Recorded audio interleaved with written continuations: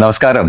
ഒരുപാട് സന്തോഷത്തോടെ ഒരുപാട് അഭിമാനത്തോടു കൂടി തന്നെയാണ് ഞാനിപ്പോ ഇരിക്കുന്നത്. കാരണം എൻ്റെ കൂടെ ഉള്ളത് വനാനുള്ളി നമ്മുടെ സ്വന്തം ലാലേട്ടൻ. ലാലേട്ട നമസ്കാരം. നമസ്കാരം. ഒരുപാട് സന്തോഷമുണ്ട്. ഗോൾഡ് എഫ്എമ്മിന് വേണ്ടിയാണ് സംസാരിക്കുന്നത്. ഗോൾഡ് എഫ് എം സ്പെഷ്യലി ലാലേട്ടൻ്റെ അടുത്ത് ഒരുപാട് കടപ്പെട്ടിട്ടുണ്ട്. കാരണം ഞങ്ങൾക്ക് ഒന്ന് സ്വിച്ച് ഓൺ ചെയ്ത് ഞങ്ങൾ ലോഞ്ച് ചെയ്തത് ലാലേട്ടനാണ്. അത് സക്സസ്ഫുൾ ആയിട്ട് നമ്മളിപ്പോൾ 15ാമത്തെ വർഷത്തിലെത്തി നിൽക്കുകയാണ്. ശരിക്കും പറഞ്ഞു കഴിഞ്ഞാൽ thank you so much Arun.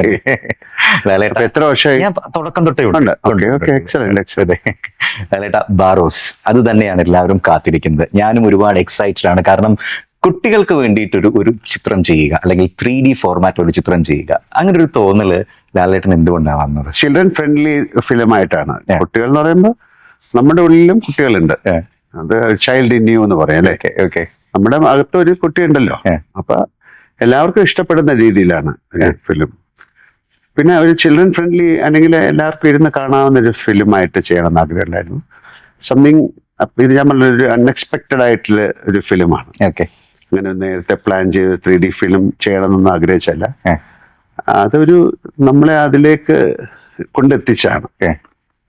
അല്ലാതെ അപ്പൊ അങ്ങനെ ചെയ്തപ്പോ ഞാൻ ആലോചിച്ചു സംതിങ് വെരി ഡിഫറെന്റ്. ഒരു 3D ആരും ചെയ്തിട്ടില്ല. ഏതാണ്ട് 40 വർഷമായി 3D ഫിലിം ചെയ്തിട്ട്. അന്നത്തെക്കാട്ടിലും ഒരുപാട് അഡ്വാൻസ്ഡ് ആണ് ഇത്. നമ്മൾ പ്രോപ്പർ ഇതിന് നേറ്റീവ് 3D അത് ഈ സ്റ്റീരിയോ ലെൻസസ് വെച്ച് ഷൂട്ട് ചെയ്യണം. നമ്മുടെ 2 കണ്ണ് പോലെയാണ്.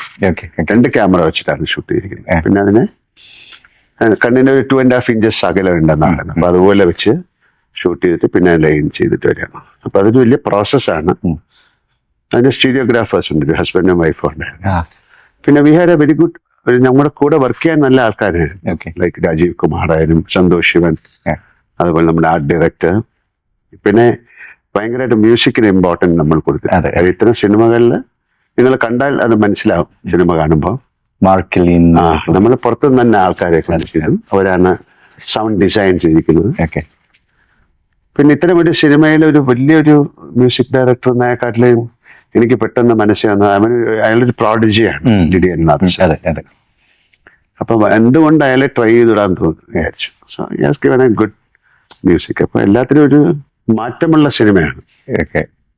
ഇത് മലയാളത്തിലാണല്ലോ ഞാൻ ഒരുപാട് ഇത്തരം സിനിമകൾ പരീക്ഷണങ്ങൾ നടന്നിട്ടുള്ള ഒരു സ്ഥലമാണ് മലയാളം.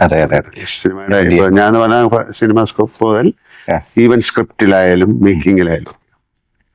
അപ്പൊ അത്തരത്തിൽ ഒരു സിനിമയായി മാറാനുള്ള പോസിബിലിറ്റി ഈ സിനിമയ്ക്കുണ്ട്. ഇനിയും ഈശ്വര നിശ്ചയം എന്ന് പറയാൻ. ലാലേട്ട ഇത്രയും വർഷം എടുത്തു മലയാളത്തിലോ അല്ലെങ്കിൽ ഇന്ത്യയിലോ ഒരു 3D ഫോർമാറ്റിൽ. ഇതിനിടയിൽ മാജിക് പോലുള്ള പടങ്ങളൊക്കെ വന്നു. എന്തുകൊണ്ടായിരിക്കും ഈ ഒരു ഫോർമാറ്റ് ചെയ്യാൻ ബുദ്ധിമുട്ടാണോ? അതൊന്ന് അറിയാൻ. തീർച്ചയായിട്ടും ബുദ്ധിമുട്ടാണ്. പിന്നെ അതിന്റെ കോസ്റ്റ് ഫാക്ടർ. പിന്നെ ഇതെല്ലാം ചെയ്തിട്ട് ശരിയാകണ്ടേ? അപ്പൊ അതൊരു ട്രയൽ ആൻഡ് എറർ മെത്തേഡാണ്. പല സിനിമകളും 2D 3D ആക്കി വരുന്നുണ്ട്. അപ്പൊ 2D 3D ആക്കാൻ കുറച്ചുകൂടെ എളുപ്പമാണ്. അപ്പൊ ഇവര് പറഞ്ഞു പല്ലു എന്നോട് ചോദിച്ചിട്ടുണ്ട്, നിങ്ങൾ എന്തിനാണ് ഇത്ര കഷ്ടപ്പെട്ട് 3D ചെയ്യുന്നത്? നിങ്ങൾക്ക് 2D 3D ആക്കിയാ. പക്ഷെ അതെല്ലാവരും ചെയ്യുന്നതല്ലേ. അപ്പൊ സംതിങ് ന്യൂ. ആ 3D എന്ന് പറയുന്നത് ചെയ്യാൻ പ്രയാസമാണ്. അപ്പം ഇതിൽ വർക്ക് ചെയ്ത എല്ലാവരും പുതുതായിട്ട് എക്സെപ്റ്റ് രാജീവ്, ബാക്കി എല്ലാവരും 3D സിനിമയിൽ ഓഫ്കോഴ്സ് സ്റ്റീരിയോഗ്രാഫേഴ്സ് ഉണ്ടായിരുന്നു. എന്നാൽ ഇത് കണ്ട് ഇത് ഓക്കെ ആണ് എന്ന് പറഞ്ഞ് കണ്ടു കഴിഞ്ഞാൽ തലവേദന ഒന്നും ഉണ്ടാകാൻ പാടില്ല. ഒരുപാട് കാര്യങ്ങളാണ് നമ്മൾ ശരിക്കും ആ കണ്ണിന്റെ ഒരു സ്ട്രെയിനും കൊടുക്കാതെയാണ്. അപ്പം അതിന്റെ ഷോട്ട് എടുക്കുന്നതിൽ നമുക്ക് എഡിറ്റ് ചെയ്യുന്നതിലൊക്കെ ആ ഡിഫറൻസ് വേണം. സാധാരണ സിനിമ ചെയ്യുന്ന പോലെ പെട്ടെന്ന് ചെയ്ത് കഴിഞ്ഞ് ഷോട്ടുകൾ മാറ്റിയാൽ ഹെഡേക്ക് ഒക്കെ ഉണ്ടാവും. സോ അത് അറിയാതെ അതിനെ എഡിറ്റ് ചെയ്യുമ്പോൾ കുറച്ച് ലെങ്തിലൊക്കെ ആയിട്ടാണ് ചെയ്യുന്നത്. പിന്നെ നമ്മൾ എടുത്തിരിക്കുന്ന ഷോട്ടുകളും അങ്ങനെയാണ്, ലെങ്തി ഷോട്ടുകളാണ്. അതിന്റെ മേക്കിംഗ് ഒക്കെ വളരെ ഡിഫറെന്റ് ആണ്. ലാലേട്ട ഇത് കാണുന്ന പല ആൾക്കാരും കേൾക്കുന്ന പല ആൾക്കാരും ചിന്തിക്കുന്ന ഒരു ചിന്ത ഉണ്ടായിരിക്കും. അതായത് ഇത്രയും സിനിമകളിൽ ഗംഭീര കഥാപാത്രങ്ങൾ അവതരിപ്പിച്ച ഒരു ലെജൻഡറി ആക്ടർ ഒരു ഡയറക്ടറിന്റെ ഒരു കുപ്പായി ഇടുന്ന സമയത്ത് ഒരു ട്രാൻസിഷൻ ഫീൽ ചെയ്തിരുന്നു. എന്തായിരുന്നു ലാലേട്ടന് ആ ഒരു മൊമെന്റിൽ തോന്നിയൊരു കാര്യം? അങ്ങനെ പറയാൻ പറ്റില്ല. ഇത് ഫിലിം മേക്കിങ്ങിൽ എല്ലാവരും ഒരുമിച്ച് വർക്ക് ചെയ്ത ഞാൻ അങ്ങനെയാണ് ചെയ്യുന്നത്. ഞാൻ ഒരു ഡയറക്ടർക്ക് ഒരു സ്ട്രെയിൻ ഒന്നും കൊടുക്കാതെ വർക്ക് ചെയ്യിപ്പിക്കുന്ന ഒരാളാണ് ഞാൻ, വർക്ക് ചെയ്യുന്ന ഒരാളാണ്. അപ്പൊ എനിക്ക് അങ്ങനെ സ്ട്രെയിൻ ആയിട്ട് തോന്നിയില്ല. പിന്നെ ഇത് ഞങ്ങളുടെ തന്നെ പ്രൊഡക്ഷനാണ്. അതിലൊരുപാട് കാര്യങ്ങളുണ്ട്. അപ്പൊ നമുക്കിപ്പം ഇന്ന് വൈകിട്ട് ഷൂട്ടിംഗ് വേണ്ടെന്ന് വെച്ചാൽ നിർത്താം. പിന്നെ വേറൊരു ആളാണെങ്കിൽ ഈ സിനിമ ചിലപ്പോൾ വഴിയിലിട്ടിട്ട് പോയനെ.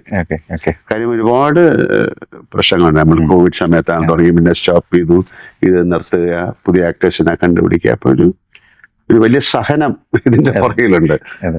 അപ്പം ഡയറക്ടർ ആകുന്ന സമയത്ത് പിന്നെ നമ്മള് ആവശ്യമില്ലാത്ത സ്ട്രെയിൻ ഒന്നും നമ്മൾ എടുക്കേണ്ടി വന്നില്ല. ഓക്കെ. അപ്പൊ കാര്യം നമുക്ക് നമ്മളെ ഹെൽപ്പ് ചെയ്യാൻ ഒരുപാട്, പിന്നെ ഈ ആശീർവാദ് എന്ന് പറയുന്ന അവര് 25 years ആയി. So we have a very, നമ്മുടെ ഒരു set of people work with us. അപ്പൊ അതുകൊണ്ട് എനിക്കങ്ങനെ ഒരു സ്ട്രെയിൻ 3D ആയതുകൊണ്ട് പ്രത്യേകിച്ച് സ്ട്രെയിൻ ഒന്നുമില്ല. പിന്നെ ആക്ടേഴ്സൊക്കെ പുറത്തുനിന്നുള്ള ആൾക്കാരായിരുന്നു എല്ലാവരും. അപ്പം അവർക്കൊക്കെ ഞാൻ എപ്പോഴും ഒരു സിനിമ അഭിനയിക്കുന്ന ഒരു പിക്നിക് പോലെയാണ്. അപ്പൊ അതിന്റെ ഒരു ഇൻട്രസ്റ്റിലാണ്, അങ്ങനെയാണ് ആ ചെയ്തു പോയത്. അതുകൊണ്ട് അങ്ങനെ ഒരു പ്രത്യേകിച്ച് ഒരു സ്ട്രെയിൻ ഒന്നും ഉള്ളതായിട്ട് എനിക്ക് തോന്നിയില്ല. ഈ ഒരു സിനിമയിൽ ലാലേട്ടൻ തന്നെ പ്രസ് മീറ്റ് പറഞ്ഞിട്ടുണ്ടായിരുന്നു ഒരു മുഴുനീളമായിട്ട് ഒരു അനിമേഷൻ ക്യാരക്ടറും കൂടി വരുന്നെന്നുള്ള കാര്യം. പേര് ഊഡു എന്നാണ്. അതൊരു ഊഡു എന്ന് പറയുന്ന ഒരു ആഫ്രിക്കൻ ഒരു മാജിക് ആണ്. അപ്പൊ അവര് ബ്ലാക്ക് മാജിക് എന്ന് വേണമെങ്കിൽ പറയാം. അതില് ഉണ്ടാക്കുന്ന ഒരു ക്യാരക്ടർ ഉഡു എന്ന് പറയുന്നത്, ഉഡു ഡോൾ എന്ന് പറഞ്ഞ് നോക്കിക്കഴിഞ്ഞാൽ കാണാം. അപ്പൊ ആ ഉഡു ഡോളിനെ നമ്മൾ ക്രിയേറ്റ് ചെയ്തു, അത് ലൈവ് ആവും. അപ്പൊ അത് നമ്മുടെ കൂടെ ഫിലിമിന്റെ ആദ്യം മുതൽ അവസാനം വരെ ഉണ്ട്. അപ്പൊ ഉഡു ഡോളിനെ നമ്മള് പിന്നാണല്ലോ ക്രിയേറ്റ് ചെയ്യുന്നത്. അപ്പം അതിന്റെ ഒരു സ്പേസ്, അതിങ്ങനെ വന്ന് നടന്ന് ഇവിടെ കയറി എന്നൊക്കെ പറയുന്നൊരു നമ്മൾ മനസ്സിൽ പ്ലാൻ ചെയ്താണ് ചെയ്യുന്നത്. അത് ഇംപ്ലിമെന്റ് ചെയ്യാന്ന് പറയുന്നത് വലിയ പ്രയാസമാണ്. അപ്പൊ അത് ലാബ്രിന്ത് എന്നൊരു കമ്പനിയാണ് അത് ചെയ്തിരിക്കുന്നത്. നമ്മൾ പുറത്തുനിന്നൊക്കെ തുടങ്ങിയതാണ്. അതിലൊരു മലയാളിയാണ് ആനിമേറ്റ് ചെയ്തിരിക്കുന്നത്. വളരെ ബ്രില്യൻ്റ് ആയിട്ട് അദ്ദേഹം ചെയ്തിട്ടുണ്ട്. ജാബി എന്ന് പറഞ്ഞിട്ട് ആളാണ്. പിന്നെ അണ്ടർ വാട്ടർ സോങ്, അതും വളരെ ഒരു റിസ്ക് ആണ്. കാര്യം അത് അതിന്റെ മുഴുവൻ അസറ്റ്സ് ബിൽഡ് ചെയ്യാന്ന് പറയാം. അസറ്റ്സ് ഉണ്ടാക്കി അതിൻ്റെ അകത്തെ സാധനങ്ങളൊക്കെ ഉണ്ടാക്കി മീൻ എല്ലാം ഉണ്ടാക്കുകയാണ്. ഉണ്ടാക്കിയിട്ട് അത് 3D കാണുമ്പോഴാണ് ഭയങ്കര രസം. അത് നമ്മുടെ സിനിമയ്ക്കൊക്കെ വളരെ ചലഞ്ചിങ് ആണ്.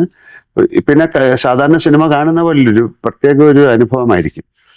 നമ്മൾ വിചാരിച്ചൊരു കാര്യം ആൾക്കാർക്ക് കിട്ടിയാൽ സന്തോഷം. വളരെ ഡിഫറെന്റ് ആയിട്ട് സിനിമ ആയിട്ട് ഇത് മാറും. ലാലേട്ടൻ ഈ ഫെയറി ടെയിൽസ് ഒക്കെ ഒരുപാട് കേൾക്കുകയും വായിക്കുകയും ചെയ്യുന്ന ഒരാളാണോ? ഇത്തരത്തിലുള്ള കഥകളോട് ഒരു പ്രത്യേക ഒരു ഇഷ്ടമുണ്ടോ? നമ്മുടെ കുട്ടിക്കാലത്ത് എത്രയോ കഥകൾ കേട്ടാണ് നമ്മൾ വളരുന്നത്. അമ്മയായാലും അമ്മമ്മയായാലും അല്ലെങ്കിൽ നമ്മുടെ കിടക്കുമ്പോഴൊക്കെ എത്രയോ കഥകൾ പറയുന്നത്. എനിക്ക് അത്തരം കഥകളോട് താല്പര്യമുള്ള ആളാണ്. അതിന് കൊച്ചിലെ അത്തരം പുസ്തകങ്ങളല്ലേ വായിക്കുന്നത്. അപ്പൊ പിന്നെ അല്ലേ ഇപ്പോഴല്ലേ ഹാരി പോട്ടർ മറ്റേന്നൊക്കെ പറഞ്ഞേ നമുക്ക് ഐതിഹ്യമാല, അങ്ങനെ ഒരുപാട് കഥകളുണ്ട്. അപ്പൊ അത്തരം കഥകളിൽ ഇതൊരു അതായത് നമ്മുടെ ഈ കൊച്ചിയിൽ ഈ കപ്പിരി മുത്തപ്പൻ എന്ന് പറയുന്ന ഈ ബറോസ് എന്ന് പറയുന്ന ആളുടെ അമ്പലമൊക്കെ ഉണ്ട്. കൊച്ചി 120 വർഷം പോർച്ചുഗീസുകാർ ഭരിച്ചതാണ്. അപ്പൊ അവരുടെ കോൺസെപ്റ്റില് ഈ ട്രഷർ സൂക്ഷിക്കാനായിട്ട് അവര് പണ്ട് അവര് വരുന്ന സമയത്ത് ആഫ്രിക്കയിൽ നിന്നൊക്കെ ഒരുപാട് സ്ലേവ്സിനെ കൊണ്ടുവരും. അതിനൊരാളെ അവർ കൊന്ന് മർഡർ ചെയ്തിട്ട് ബോളിൽ പേസ്റ്റ് ചെയ്യും. പിന്നെ അയാളാണ് ഈ ട്രഷർ നോക്കുന്നത്. ആരെങ്കിലും വന്നു കഴിഞ്ഞാൽ അവരെ അറ്റാക്ക് ചെയ്യും. ഇവരുടെ അല്ലെങ്കിൽ അടുത്ത ജനറേഷനിലോ അല്ലെങ്കിൽ അങ്ങനെയുള്ള ആൾക്കാർ കറക്റ്റ് ആൾ വന്നു കഴിഞ്ഞാൽ ഇത് ഹാൻഡ് ഓവർ ചെയ്യും. അങ്ങനെയാണ് ഒരു കോൺസെപ്റ്റ്. അപ്പൊ അങ്ങനെ 400 വർഷമായിട്ട് അതിൻ്റെ അകത്ത് പെട്ടുപോയ ഒരാളുടെ കഥയാണ്. അപ്പൊ അയാൾ എങ്ങനെയാണ് ഭൂതമായിട്ട് മാറിയത്, അയാൾ എങ്ങനെയാണ് ഇവർക്ക് ഹാൻഡ് ഓവർ ചെയ്യുന്നത് എന്നുള്ളതാണ് ഈ കഥ. ലാലേട്ടന്റെ ഉള്ളിൽ ഒരു കുട്ടിയുണ്ടെന്നുള്ള കാര്യത്തെ കുറിച്ച് പ്രസ് മീറ്റിലും പറഞ്ഞു, ഇപ്പോഴും പറഞ്ഞിട്ടുണ്ടായിരുന്നു. ഞാൻ ചോദിക്കും, നിങ്ങളുടെ കുട്ടി അങ്ങനെയല്ലേ, നമ്മള് ചൈൽഡ് അഡൽട്ട് പേരന്റ് എന്നല്ലേ പറയുന്നത്. ആ ഉള്ളിലെ ആ ഒരു കുട്ടി ഈ ഫൈനൽ പ്രൊഡക്റ്റ് കണ്ടു കഴിഞ്ഞപ്പോഴത്തേക്ക് ഒരുപാട് സന്തോഷിച്ചു. നമുക്ക് തീർച്ചയായിട്ടും ഭയങ്കര സന്തോഷം തോന്നി. നമ്മളൊരു കാര്യം ചെയ്തിട്ടത് സക്സസ്. ഇപ്പോഴും സന്തോഷം. ഇനി ആൾക്കാർ കണ്ട് അത് നന്നായി മാറുമ്പോഴാണ് സന്തോഷം. ഇപ്പോൾ സന്തോഷം, മറ്റേ നല്ല സന്തോഷം. ഓക്കെ. ഇതിനകത്ത് അഭിനയിച്ച ആൾക്കാർ പല ദേശങ്ങളിൽ നിന്ന് എത്തിയവരാണെന്നുള്ള കാര്യത്തെ കുറിച്ച് പറഞ്ഞു. ഈ ഒരു കോവിഡ് പീരീഡിൽ ഉണ്ടായ ഒരു സ്ട്രഗിളും അത് കഴിഞ്ഞിട്ട് വന്ന ആക്ടേഴ്സിന് ഒരു മാറ്റവും ഒക്കെ തന്നെ എത്രമാത്രം ഒരു ചേഞ്ചസ് സംഭവിച്ചിട്ടുണ്ട് ഈ ഒരു സിനിമയിൽ. അതിലെ മെയിൻ ആയിട്ടുള്ള ഒരു കുട്ടി ഒഴിച്ച് ബാക്കി എല്ലാവരും വന്നു. ഓക്കെ. ആ കുട്ടിക്ക് രണ്ടാമത് വരാൻ പറ്റില്ല. അതിന് സ്കൂളുണ്ട്.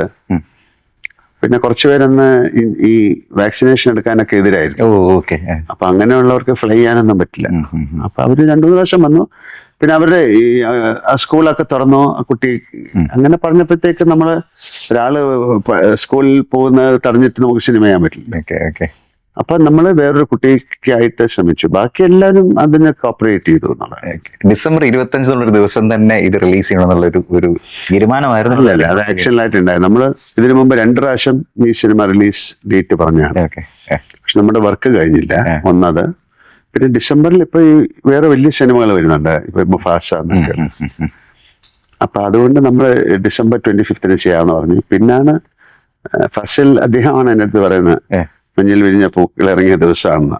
അതറിയാതെ സംഭവിച്ചാണ്. അതേപോലെ മണിച്ചിത്രത്താഴും 25 തന്നെയാണ് റിലീസായത്. 25 തീയതി കേരളത്തിലും ലോകമെമ്പാടുമുള്ള ആൾക്കാർ ഈ സിനിമ കാണാൻ വേണ്ടി എത്തുകയാണ്. പ്രത്യേകിച്ചും കുട്ടികൾ. ക്രിസ്മസ് അവധിക്കാലമാണ്. അവരെന്ത് പ്രതീക്ഷ ലാലേട്ടൻ അവിടേക്ക് എത്തേണ്ടത്? മോഹൻലാൽ ഡയറക്റ്റഡ് ബൈ എന്നുള്ളത് നമ്മളെല്ലാരും കണ്ടു. അല്ലെ, നമ്മളെ ഒന്നും പ്രതീക്ഷിക്കാതെ വന്നാൽ മതി. അവർക്ക് നല്ലൊരു വ്യൂയിങ് എക്സ്പീരിയൻസ് ആയിരിക്കും. അത് എന്ത് പ്രതീക്ഷിച്ചിട്ട് വരണം നമുക്ക് പറയാൻ പറ്റില്ല. അപ്പം നമ്മളൊരു പ്രതീക്ഷ കൊടുക്കുകയല്ലേ. അപ്പൊ ഞാൻ ഇന്ന് പറഞ്ഞ പോലെ ഒരു ഓപ്പൺ മൈൻഡുമായിട്ട് വരിക, എന്നിട്ട് ആ ബറോസിന്റെ ഒരു മാജിക് വേൾഡിൽ കയറുക. അതിന് ഒരു എക്സ്പീരിയൻസ് ആണ്. ഓരോരുത്തർക്കും ഓരോ തരത്തിലെ ഫിലിം എക്സ്പീരിയൻസ് ഉണ്ടാകും. ചില ആൾക്കാർക്ക് അതിന്റെ മ്യൂസിക് ആയിരിക്കും കൂടുതൽ ഇഷ്ടമാണ്, ചില ആൾക്കാർക്ക് സോങ്, അല്ലെ, ചില ആൾക്കാർ അതിന്റെ കോസ്റ്റ്യൂം, അല്ലെ അതിന്റെ മേക്കിങ്, അതിന്റെ സെന്റിമെന്റ്സ്, അങ്ങനെ ഒരുപാട് വേരിയേഷൻസ് ഉള്ള ലേയേഴ്സ് ഉള്ള സിനിമയായിരിക്കും. അപ്പം എല്ലാം ഒരു ശുഭപ്രതീക്ഷയായിട്ട് വരാൻ പറയാം. അതുകൊണ്ട് നമ്മളിപ്പം ദുബായിൽ ഇരുന്നാണ് സംസാരിക്കുന്നത്. ഫാസ്റ്റ് ഫിലിംസ് ആണ് ഈ ഒരു ചിത്രം ഇവിടെ എത്തിക്കുന്നത്. എനിക്ക് തോന്നുന്നു ലാലേട്ടന് ഫാസ്റ്റ് ഫിലിംസുമായിട്ടുള്ള ഒരു അസോസിയേഷനും വളരെ വലുത് തന്നെയാണ്. എന്താണ് നമ്മുടെ ദുബായിലുള്ള പ്രിയപ്പെട്ട ആൾക്കാരുടെ അടുത്ത് പറയാൻ? അല്ല, ഇത് നമ്മൾ we are trying something different അല്ലേ. വളരെ ഡിഫറെന്റ് ആയിട്ടുള്ള ഒരു സിനിമ ചെയ്യാൻ ശ്രമിച്ചു. അങ്ങനെയാണല്ലോ എല്ലായിടത്തും ഒരു മാറ്റം. അത് ആദ്യത്തെ ഒരാൾ ശ്രമിക്കണമല്ലോ. അതുകൊണ്ട് എല്ലാം കുറെ പേര് 3D സിനിമ എടുക്കണമെന്നല്ല. Something we tried. അപ്പൊ അതിൽ നമ്മൾ ഒരുപാട് ഇമ്പോർട്ടൻസ് കൊടുത്തിരിക്കുന്ന മ്യൂസിക് ആയാലും അതിന്റെ സൗണ്ടിനും അതൊക്കെ സിനിമയെ ഭയങ്കരമായിട്ട് ഹെൽപ്പ് ചെയ്യുന്നതാണ്. നമുക്ക് അങ്ങനെ ഒരു പോസിബിലിറ്റി ഉണ്ട്. ഈ ഇത്തരത്തിലൊരു സിനിമയ്ക്ക് ഉപയോഗിക്കാൻ പറ്റുന്ന ഒരുപാട് ഘടകങ്ങൾ ഉണ്ട്. അപ്പൊ ഇത് കണ്ടിട്ട് തീർച്ചയായിട്ടും നമ്മൾ ആദ്യമായിട്ടൊരു പാൻ ഇന്ത്യൻ ഫിലിമാണ് ഞങ്ങൾ ട്രൈ ചെയ്തു, കലാപാനി എന്നുള്ളത്. നമ്മൾ വിചാരിച്ചു ഇത് കഴിഞ്ഞ് ഒരുപാട് സിനിമകൾ ഉണ്ടാകുന്നു, പക്ഷെ ഉണ്ടായില്ല. വാനപ്രസ്ഥം എന്നൊരു ഫിലിം ട്രൈ ചെയ്തു. അത് കാൻസ് വരെ പോയ ഫിലിമാണ്. സോ നമ്മൾ പുതിയ പുതിയ അഡ്വഞ്ചറൊക്കെ ട്രൈ ചെയ്യാണ് സിനിമയെ.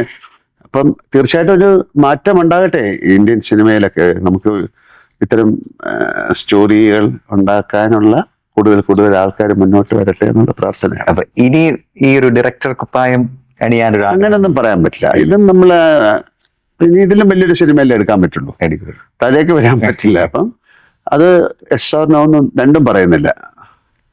അങ്ങനെ സംഭവിക്കാൻ ഒരു ഭാഗ്യം ഉണ്ടെങ്കിൽ നടക്കട്ടെ എന്നേ പറയാം. എന്തായാലും എല്ലാവിധ ആശംസകളും Lalettan. Thank you very much. ഒരുപാട് സന്തോഷം കാണാൻ കഴിഞ്ഞു. Thank you so much. Thank U.